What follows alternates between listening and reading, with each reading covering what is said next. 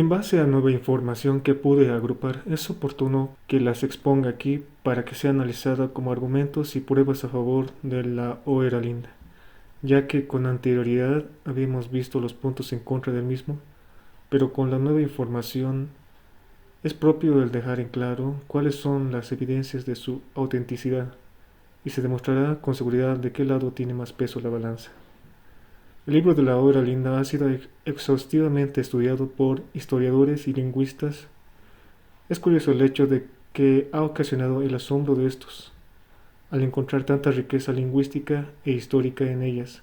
Sin embargo, incluso los que niegan la antigüedad de la Oera Linda le dan unos 100 o 200 años antes de su descubrimiento. Y si tal es la afirmación tal y como lo dice Sandbach, ¿por qué no admitir la antigüedad que indica tener? Y aún así, ¿quién con pretensión de falsificar un documento lo tendría escondido por 200 años? Es absurdo. Hay muchos que incluso después de años de estudio, en que viendo todas las coincidencias e hilos que se conectan los eventos históricos, no se atreven a afirmar o desestimar la veracidad de la Oeralina.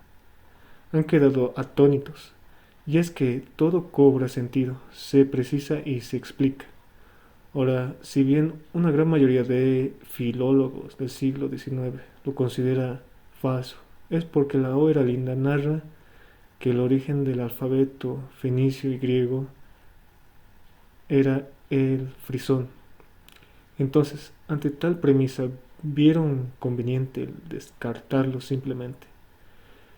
El hecho de que se tenga algunos eventos anacrónicos en la narración no desestima el documento, porque esto puede explicarse debido a que el libro compila la historia de la civilización frisona desde el año 2194 a.C., que tras los siglos siguientes fueron añadiéndose más textos que registran los eventos que fueron sucediendo.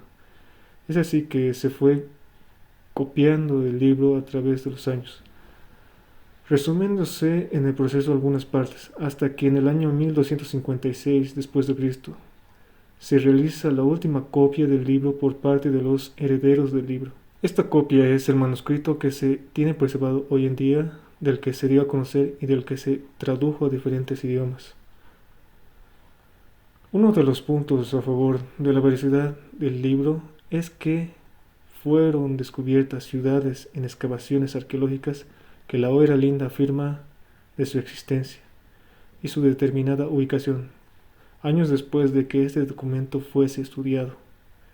O sea, de por sí esto le da una importante prueba de la veracidad del documento. Segundo, también el tipo de papel y el compuesto de la tinta con la que se escribió este documento solo se realizaba justamente por esa época cercana al siglo XII, fecha que concuerda con la última fecha en que la historia indica que fue copiado este documento de la Oera Linda original. Incluso la degradación de la misma tinta concuerda con la antigüedad que se afirma. Esto está detallado en el estudio de Sandbach, en el prefacio del libro de la Oera Linda, del cual pondré el link en la descripción de este video, para que lo revisen, además de que ahí pueden leer el libro de la Oera Linda. Ya que me preguntaron dónde podían leerlo, pues ahí lo tienen. Otro hecho es que se tiene evidencias de la existencia de las lámparas perennes e incluso descubrimientos arqueológicos. Véase el trabajo de Robert Scruton en su libro La otra Atlántida o Secretos de la perdida Atlántida, lecturas obligatorias para todos. Debo añadir que aún hoy se conserva una lámpara perenne por los parsis o mazdeístas, que sigue encendida por más de un milenio, y su tradición de las lámparas perennes va más allá de los 3000 años. Las lagunas de la historia o mitos griegos también reciben respuesta y esclarecimiento con los hechos narrados en la Oera Linda. Del mismo modo, estudios lingüísticos que de ninguna forma podían concluirse en aquella época ya estaban evidenciados en la Oera Linda. Aún el hecho de que los galos no era el nombre real del pueblo al que se referían los griegos, sino que este era el nombre de la orden sacerdotal que los dominaba. Hay una variedad de evidencias que no puedo permitirme en este video desglosarlas todas. Para ello basta que uno tenga la voluntad de leer estas investigaciones. Ahora bien, si yo dije en el último video de la hora linda que los mitos escandinavos no coincidían con los mitos frisones, como el mito de War-Alda, pues realmente no coinciden. Claro, pues los frisones no tenían la misma cosmogonía que los vikingos. Existieron muchos pueblos nórdicos en la antigüedad, aún los descritos por la Hoera Linda, que lo más probable es que existieran pueblos con distintos dioses o que presentasen diferentes nombres y leyendas. Tal es el caso del dios Perún o Perkunas. ¿Y este qué semejanza tiene con el dios Wotan? Ninguna. No obstante, es el mismo. En cuanto al más reciente detractor, el historiador Hoffe Hensma publicó un libro en el 2004 desenmascarando a los dioses, tal es el título, en el que afirma que el libro fue escrito por nacionalistas de la época y que la Hora Linda es una forma de parodiar la Biblia, alegando que algunos de los nombres de los personajes suenan muy jocosos, puesto que lo descompuso desde una subrama del frisón antiguo. Esto no constituye siquiera una prueba. Al final de elucubrar posibilidades de quién pudo realizarlo, las conclusiones a las que llega son puras especulaciones y no presentan ninguna prueba científica que respalde su conclusión. De hecho, esto lo afirman las autoridades históricas, porque Hoffe Hensma no probó ni su falsedad ni su autenticidad. La lengua frisona en el libro de la Hora Linda va evolucionando respectivamente con cada libro o documento dentro de la Hora Linda, concordando con la época en que se escribieron. Esto, y además de la complejidad histórica, de ninguna forma pudo hacerla un hombre común como Ober de Linden, ni aun el mismo Elko Bergwig, quien abiertamente dijo que no respaldaba su autenticidad. ¿Por qué alguien que niega un libro puede ser quien lo escribió?